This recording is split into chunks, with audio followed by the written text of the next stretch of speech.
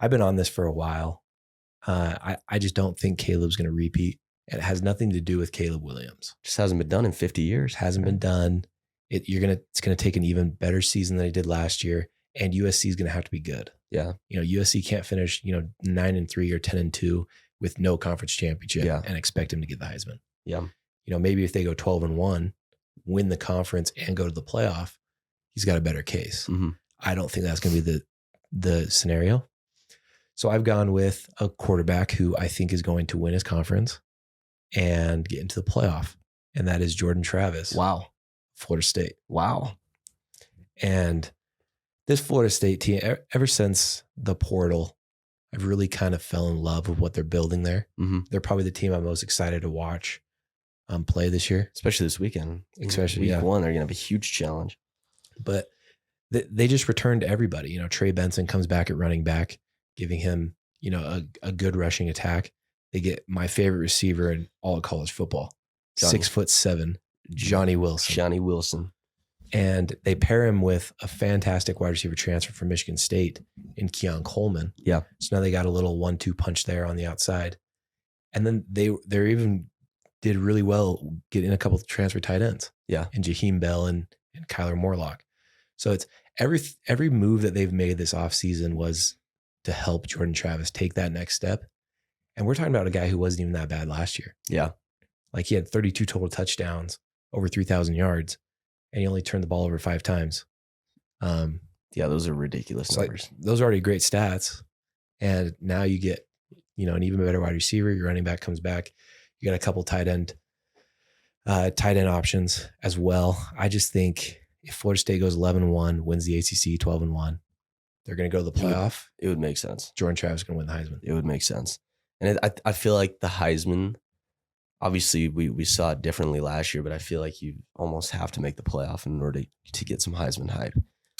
You know, and we're talking about probably if Blake Corum doesn't get hurt last year, we're probably talking about Blake Corum being the Heisman last year. Yep. But, due to his absence in the Ohio State game and an injury, we saw a non-playoff contender in winning the Heisman. And so I think that you're right. If he goes out and wins the ACC on a little comeback season, why would he not be a contender? And, I see that from a couple other quarterbacks across the league as well, Mm-hmm. Say North Carolina, I'm not saying that they do go out there and go 11-1, win their conference, make the playoff. But, if they do, then Drake May should be considered. Same with Michael Penix Jr. at Washington. If they do similar things, go out, win the Pac-12 and, make a playoff, then I think he should be considered as well. No, yeah. And I think the main thing with Florida State and why I think Jordan Travis has such a good chance this year is you talk about Heisman moments. That's a big thing that everyone talks about. And I think it's week 4, they go to Clemson. Yeah. So it's going to be on the road, hostile environment at Clemson, a team that they had a huge winning streak at home for, I believe, South Carolina. South Carolina went in there. Yeah, went in there, beat them. That's going to be a Heisman moment right there. Jordan Travis goes in there. And that's not even, talking about LSU this week. Yeah. I'm just thinking later on in the season. Yeah. If he goes into Clemson, maybe as an undefeated team, maybe with only 1 loss, puts up a huge game, beats Clemson on the road. Say he goes in, beats an LSU team and they turn around and go win the SEC.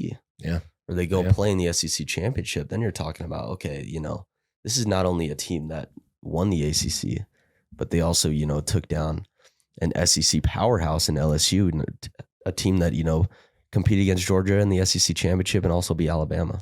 Yeah. So, he's going to have plenty of opportunities to prove himself. He can really get that train moving if he does something this weekend and gets that win over LSU. Yeah.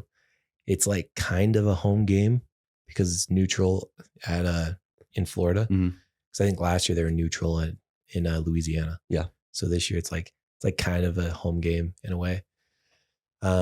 So, he's going to have a ton of opportunities to get those signature Heisman moments. Yeah. And I think it starts this week, but I think it really starts, when they play Clemson on the road.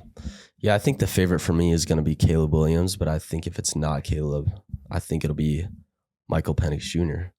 And it really, for me, it all depends on the team's success. Yeah. If Washington's a 4-loss team this year, I don't think Michael Penix will have a shot. Mhm. I think if USC is a 3 or 4 loss team, then Caleb Williams will not have a shot. And it's crazy how much a defensive impact it has for such an individual reward, or Yeah. award, Yeah. because if I feel like if USC goes out and loses 3-4 games this season, I don't think it's going to be because of the offense. I think it's going to be on the other side of the ball, which will, it will prevent Caleb Williams from winning back to back. But I think that, Caleb is my number one, if not number two, Michael Penix. Yeah, and I love the Michael Penix pick as well. That Washington offense is going to be just as electric as the USC offense, I think. So they got a lot of great pieces on that offense too. It's just going to come down to the Pac-12 just being a gauntlet this year. Yeah, So, that's the tough part is we're going to see who's going to be able to get out of that gauntlet with only one loss, and hopefully it'll be one team, because I would like to see the Pac-12 back in the playoff this year. Absolutely. They haven't been in it since, what was it, Oregon? Was it the first year? Let's see. No, it was Washington a couple years later. The Jake Browning team. That's right. Yep, yeah. The Jake Browning team. So, I think there's only been 2 Pac-12 teams that have made it to the playoff. Mm-hmm. So, it'd be nice to see one more make it before obviously they diminish next year. So